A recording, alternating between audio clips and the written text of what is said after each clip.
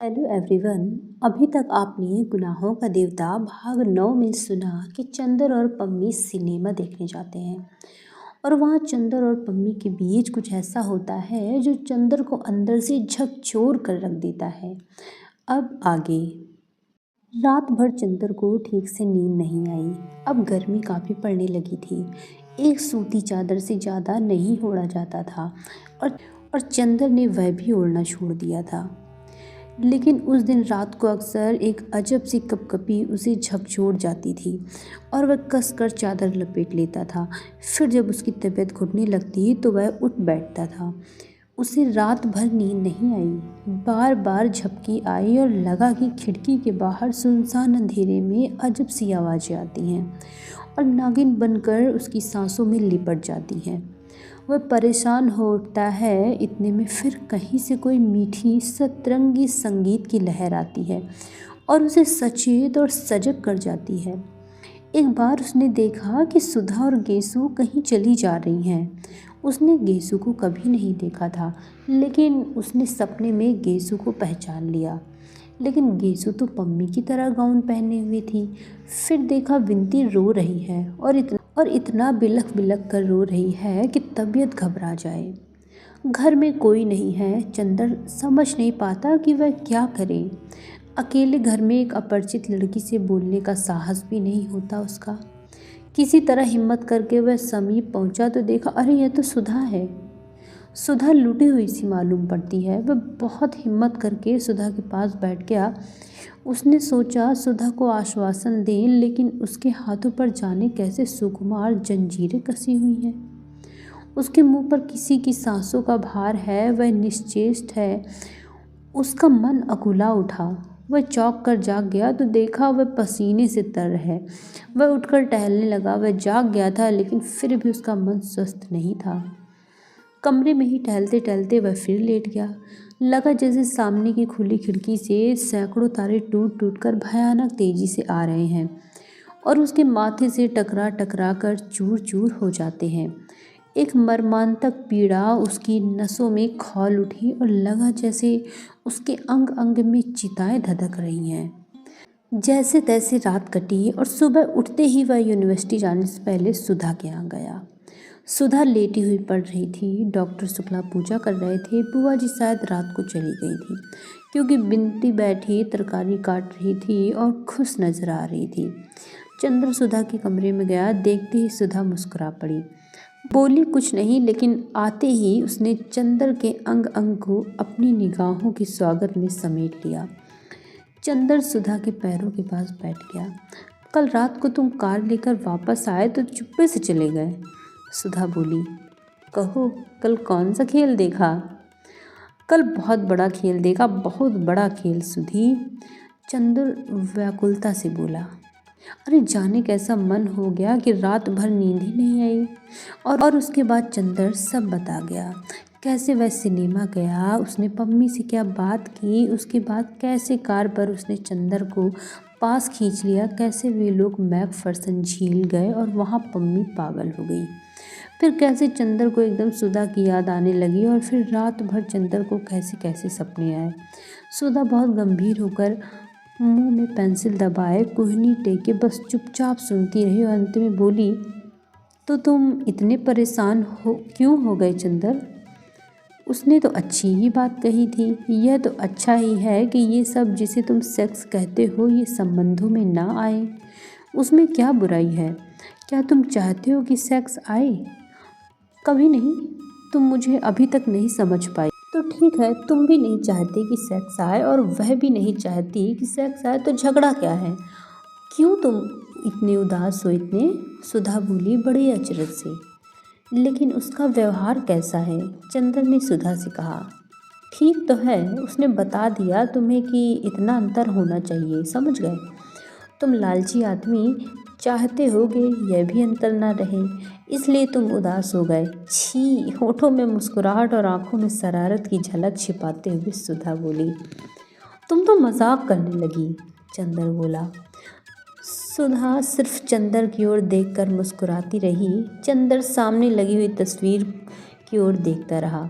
फिर उसने सुधा के कबूतरों जैसे उजले मासूम नन्हे पैर अपने हाथ में ले लिए और भर्राई हुई आवाज़ में बोला, सुधा तुम कभी हम पर विश्वास ना हार बैठना। सुधा ने किताब बंद करके रख दी और उठकर बैठ गई। उसने चंदर के दोनों हाथों अपने हाथों में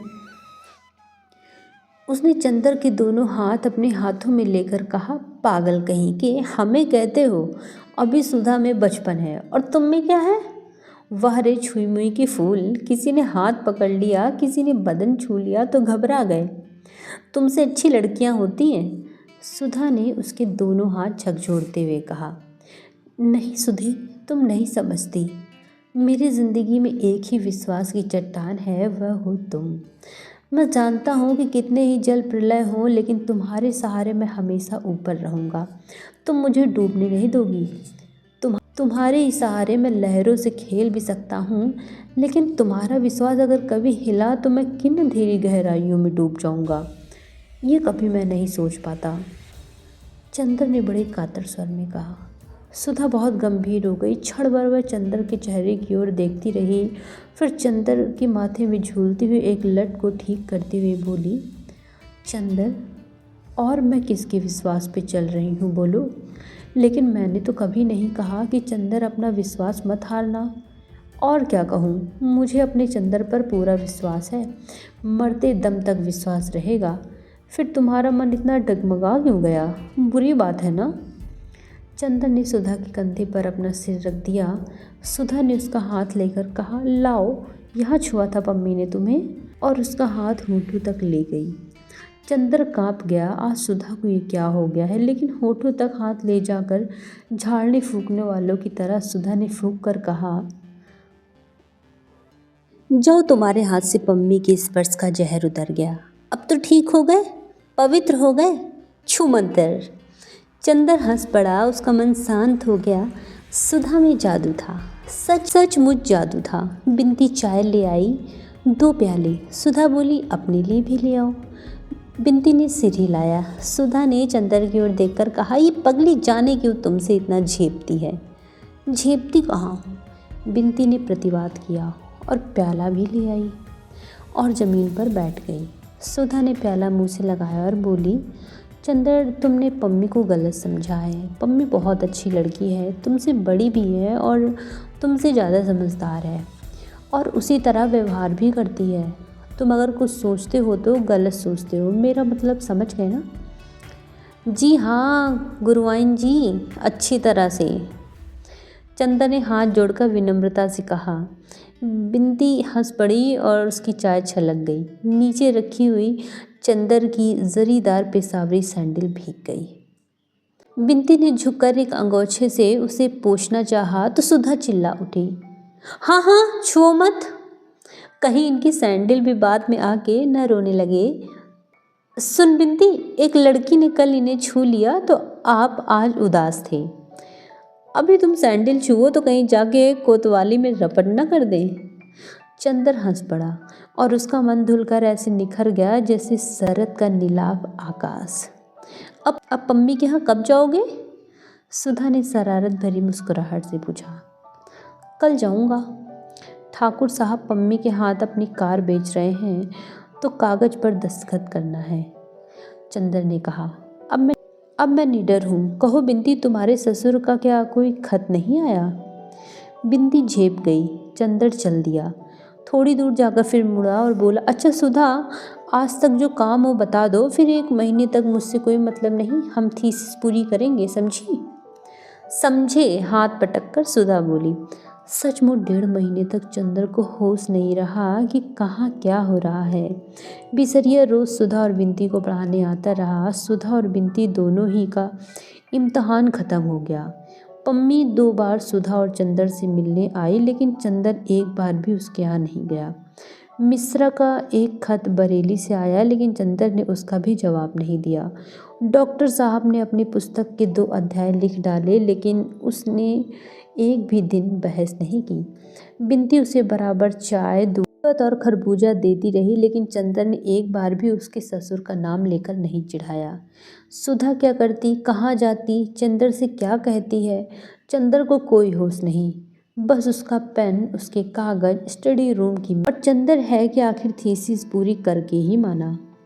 7 मई को जब उसने थीसिस का आखिरी पन्ना लिखकर पूरा किया और संतोष की सांस ली तो देखा शाम के 5 बजे हैं।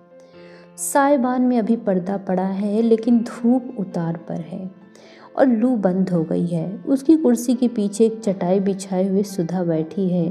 ह्यूगो का अधपड़ा हुआ उपन्यास बगल में खुला हुआ औंधा पड़ा है और आप चंदर की एक मोटी सी इकोनॉमिक्स की किताब खोले उस पर कलम से कुछ गोदा गोदी कर रही है। सुधा, एक गहरी सांस लेकर अंगड़ाई लेते हुए चंदर ने कहा। सुधा, एक गहरी सांस लेकर अंगड़ाई लेते हुए चंदर ने कहा, लो आज आखिरकार जान छूटी। बस अब 2-3 महीने में माँ बदौलत डॉक्टर बन जाएंगे। सुधा अपनी कार में व्यस्त। चंदर ने क्या कहा यह सुनकर भी गुम। चंदर ने हाथ बढ़ाकर चोटी झटक दी। हाय रे, हमें अच्छा नहीं लगता चंदर। सुधा बिगड़ कर बोली, तुम्हारे काम के बीच में कोई बोलता है तो बिगड़ जाते हो और हमारा काम थोड़ी ही महत्वपूर्ण है। कहकर सुधा फिर पेन लेकर गोदने लगी। आखिर कौन सा उपनिषद लिख रही हैं आप, जरा देखें तो। चंदर ने किताब खींच ली। ताजिक की इकोनॉमिक्स की किताब में एक पूरे पन्ने पर सुधा ने एक बिल्ली बनाई थी और अगर निगाह जरा चूक जाए तो आप कह नहीं सकते कि 84 लाख योनियों में से किस योनि का जीव है। लेकिन चूंकि सुधा कह रही है कि यह बिल्ली है इसलिए मानना होगा कि यह बिल्ली ही है। चंदर ने सुधा की बाह पकड़कर कहा, उठ आलसी कहीं की, चल उठा ये पोथा, चल के पापा के पैर छुआएं। सुधा चुपचाप उठी और आज्ञाकारी लड़की की तरह मोटी फाइल उठा ली। दरवाजे तक पहुंचकर रुक गई और चंदर के कंधे पर फाइलें टिकाकर बोली, ए चंदर, तो सच्ची अब तुम डॉक्टर बन जाओगे? और क्या, आहा, कहकर जो सुधा उछली तो फाइल हाथ से खिसकी और सभी पन्ने जमीन पर। चंदर झल्ला गया। उसने गुस्से में लाल होकर एक खूंसा सुधा को मार दिया। अरे राम रे, सुधा ने पीठ सीधी करते हुए कहा, बड़े परोपकारी हो डॉक्टर चंद्र कपूर, हमें बिना थीसिस लिखे डिग्री दे दी, लेकिन बहुत जोर की थी। चंदर हंस पड़ा। खैर दोनों पापा के पास गए। वे लिख कर ही उठे थे और शरबत पी रहे थे। चंदर ने जाकर कहा, पूरी हो गई, और झुककर पैर छू लिए। उन्होंने चंद्र को सीने से लगाकर कहा, बस बेटा, अब तुम्हारी तपस्या पूरी हो गई। अब जुलाई से यूनिवर्सिटी में ज़रूर आ जाओगे तुम। सुधा ने पोथा कोच पर रख दिया और अपने पैर बढ़ाकर खड़ी हो गई। ये क्या? पापा ने पूछा। हमारे पैर नहीं छुएंगे क्या? सुधा ने गंभीरता से कहा। चल पगली, बहुत बदतमीज़ होती जा रही है। पापा ने कृत्रिम गुस्से से कहा, चंदर बहुत सिर चढ़ी हो गई है, जरा दबा कर रखा करो, तुमसे छोटी है कि नहीं? अच्छा पापा, अब आज मिठाई मिलनी चाहिए, सुधा बोली। चंदर ने थीसिस ख़त्म किया। ज़रूर ज़रूर बेटी। डॉक्टर शुक्ला ने जेब से 10 का नोट निकाल कर दिया। जाओ मिठाई मंगवा कर खाओ तुम लोग। सुधा हाथ में नोट लिए उछलते हुए स्टडी रूम में आई, पीछे पीछे चंदर। सुधा रुक गई और अपने मन में हिसाब लगाते हुए बोली, 10 रुपये पौंड ऊन, 1 पौंड में 8 लच्छी, 6 लच्छी में 1 शॉल, बाकी बची 2 लच्छी, 2 लच्छी में 1 स्वेटर, बस 1 बिंदी का स्वेटर, 1 हमारा शॉल। चंदर का माथा ठनका। अब मिठाई की उम्मीद नहीं, फिर भी कोशिश करनी चाहिए। सुधा, अभी से साल का क्या करोगी, अभी तो बहुत गर्मी है। चंदर बोला, अब की जाड़े में तुम्हारा ब्याह होगा तो आखिर हम लोग नई नई चीज़ का इंतजाम करेंगे ना। डॉक्टर वे, अब डॉक्टर नहीं आएगी, सुधा बोली। खैर बहुत मनाने बहलाने फुसलाने पर सुधा मिठाई मंगवाने को राजी हुई। जब नौकर मिठाई लेने चला गया तो चंदर ने चारों ओर देखकर पूछा, कहाँ गई बिंती? उसे भी बुलाओ, क्या अकेले अकेले खा लोगी? वह पढ़ रही है मास्टर साहब से। क्यों, इम्तहान तो ख़त्म हो गया, अब क्या पढ़ रही है? चंदर ने पूछा। विदुषी का दूसरा खंड तो दे रही है ना सितंबर में, सुधा बोली। अच्छा बुलाओ बिसरिया को भी, चंदर बोला। अच्छा मिठाई आने दो, सुधा ने कहा और फाइल की ओर देखकर कहा, मुझे इस कमबख्त पर गुस्सा आ रहा है। इसकी वजह से तुम 1.5 महीने सीधे से बोले तक नहीं। इम्तहान वाले दिन सुबह सुबह तुम्हें हाथ जोड़ने आई और तो तुमने सिर पर हाथ भी नहीं रखा, सुधा ने शिकायत के स्वर में कहा। तो अब आशीर्वाद दे दें, अब तो ख़त्म हुई थीसिस, अब जितना चाहो बात कर लो। थीसिस ना लिखते तो फिर तुम्हारे चंदर को उपाधि कहाँ से मिलती, चंदर ने दुलार से कहा। तो फिर कन्वोकेशन पर तुम्हारी गाउन हम पहनकर फ़ोटो खिंचाएंगे, सुधा मचल कर बोली। इतने में नौकर मिठाई ले आया। जाओ बिंती को बुला लाओ, चंदर ने कहा। बिंती आई। तुम पढ़ चुकी, चंदर ने पूछा। अभी नहीं, बिंती बोली। अच्छा, अब आज पढ़ाई बंद कर दो, उन्हें भी बुला लाओ, मिठाई खाई जाए, चंदर ने कहा। अच्छा, कहकर बिंती जो मुड़ी तो सुधा बोली, अरे लालचिन, ये तो पूछ ले कि मिठाई काहे की है। मुझे मालूम है, बिंती मुस्कुराती हुई बोली। उनके यहाँ आज गए होंगे, पम्मी के यहाँ, फिर आज कुछ उस दिन से ऐसी बात हुई होगी। सुधा हंस पड़ी। चंदर झेप गया। बिंती चली गई बिसरिया को बुलाने। अब तो ये तुमसे बोलने लगी, सुधा ने कहा। हाँ, यह है बड़ी सुशील लड़की और बहुत शांत, हमें बहुत अच्छी लगती है। बोलना तो जैसे आता ही नहीं इसे। हाँ, लेकिन अब खूब सीख रही है, इसकी गुरु मिली है गेसु, हमसे भी ज़्यादा गेसु से पढ़ने लगी है इसकी। दोनों ब्याह करने जा रही हैं ना, और दोनों उसी की बातें करती हैं जब मिलती हैं तब, सुधा बोली। और कविता भी करती हैं ये। तुम एक कविता भी करती है ये, तुम एक बार कह रही थी, चंदर ने पूछा। नहीं जी, असल में एक बड़ी सुंदर सी नोटबुक थी, उसमें यह न जाने क्या लिखती थी, हमें नहीं दिखाती थी। बाद में हमने देखा कि एक डायरी है, उसमें धोबी का हिसाब लिखती है, तो कविता नहीं लिखती।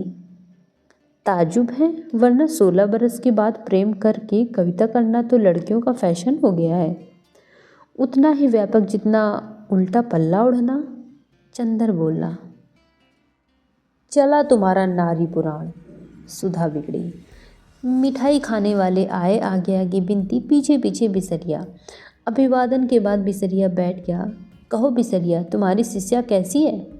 बस अद्वितीय, कवि बिसरिया ने सिर हिलाकर कहा। सुधा मुस्कुरा दी चंदर की ओर देखकर। और ये सुधा कैसी है? बस अद्वितीय, बिसरिया ने उसी तरह कहा। दोनों अद्वितीय हैं साथ ही?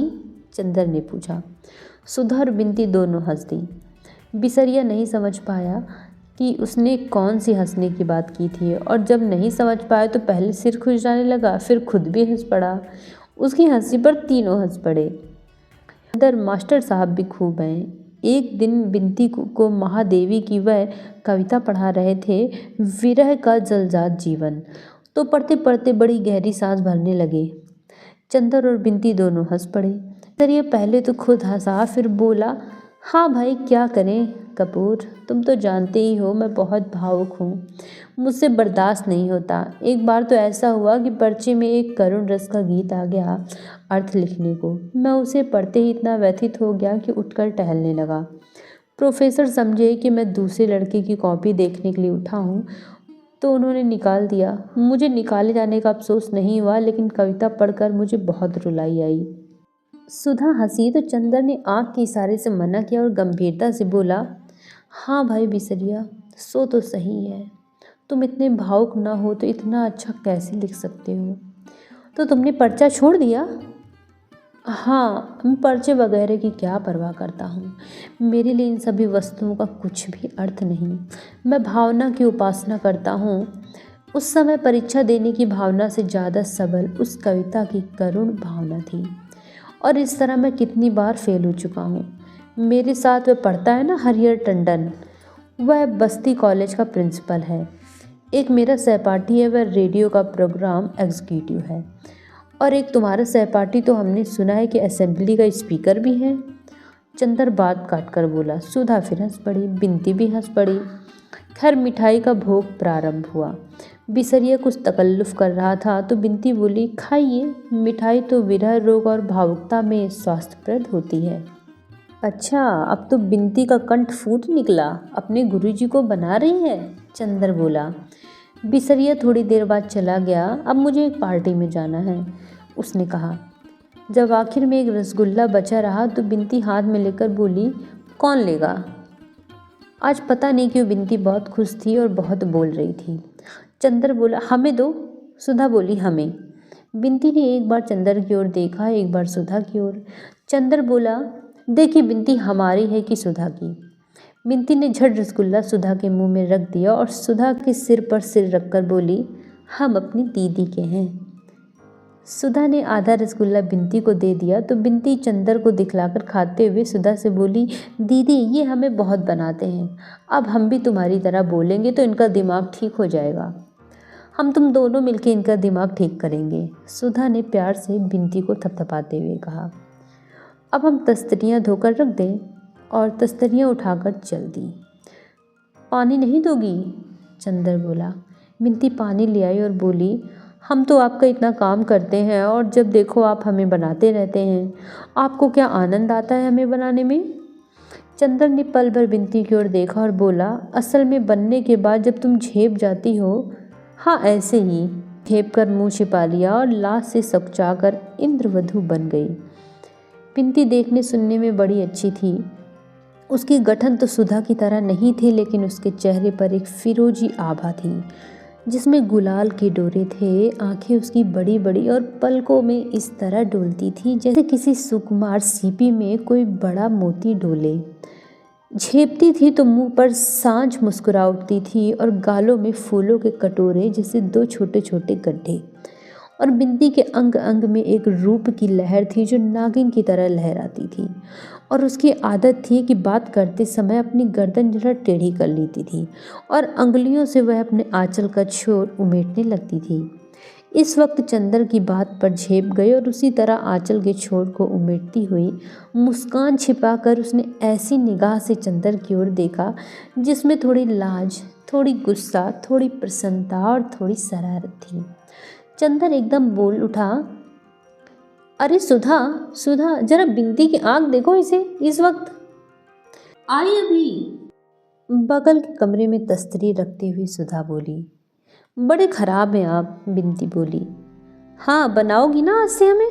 हमारा दिमाग ठीक करोगी ना? बहुत बोल रही थी, अब बताओ। बताएं क्या? अभी तक हम बोलते ही नहीं थे, तभी ना। अब अपनी ससुराल में बोलना टुइयाँ ऐसी, वहीं तुम्हारे बोल पर रीझेंगे लोग। चंदर ने फिर छेड़ा। छी राम राम, ये सब मजाक हमसे मत किया कीजिए। दीदी से क्यों नहीं कहते, जिनकी अभी शादी होने जा रही है? अभी उनकी कहाँ, अभी तो तय भी नहीं हुई। तय ही समझिए, फ़ोटो इनकी उन लोगों ने पसंद कर ली है। अच्छा एक बात कहे मानिएगा? बिंती बड़े आग्रह और दीनता के स्वर में बोली। क्या? चंदर ने आश्चर्य से पूछा। बिंती आज सहसा कितना बोलने लगी है। और बिंती बोली नीचे ज़मीन की ओर देखती हुई, आप हमसे ब्याह के बारे में मजाक न किया कीजिए, हमें अच्छा नहीं लगता।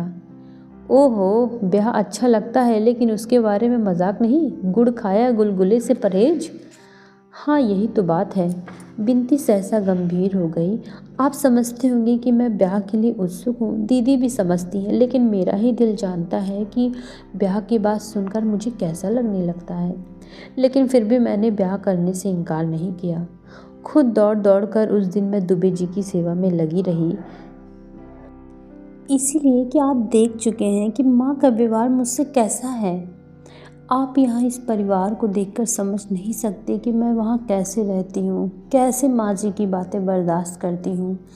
वह नरक है मेरे लिए, माँ की गोद नरक है और मैं किसी तरह निकल भागना चाहती हूँ। कुछ चैन तो मिलेगा।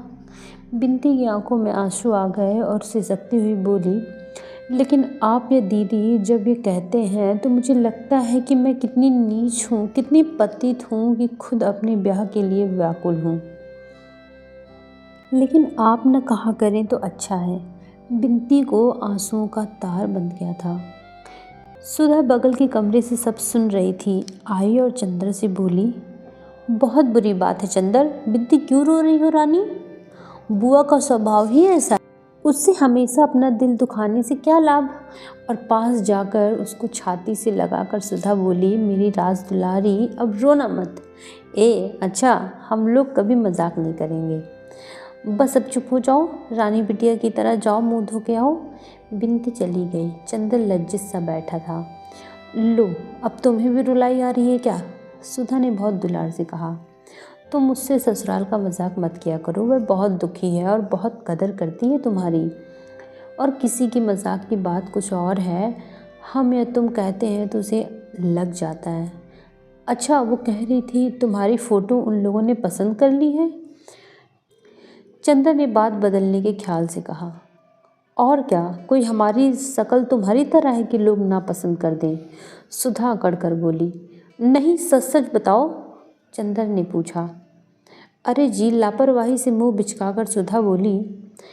उनके पसंद करने से क्या होता है, मैं ब्याह नहीं करूँगी। तुम इस फेर में न रहना कि हमें निकाल दोगे यहाँ से। इतने में बिनती आ गई, वह भी उदास थी। सुधा उठी और बिनती को पकड़ लाई और ढकेल कर चंदर के बगल में बिठा दिया। लो चंदर, अब इसे दुलार कर लो और अभी गुड़गुड़ाने लगेगी, बिल्ली कहेगी।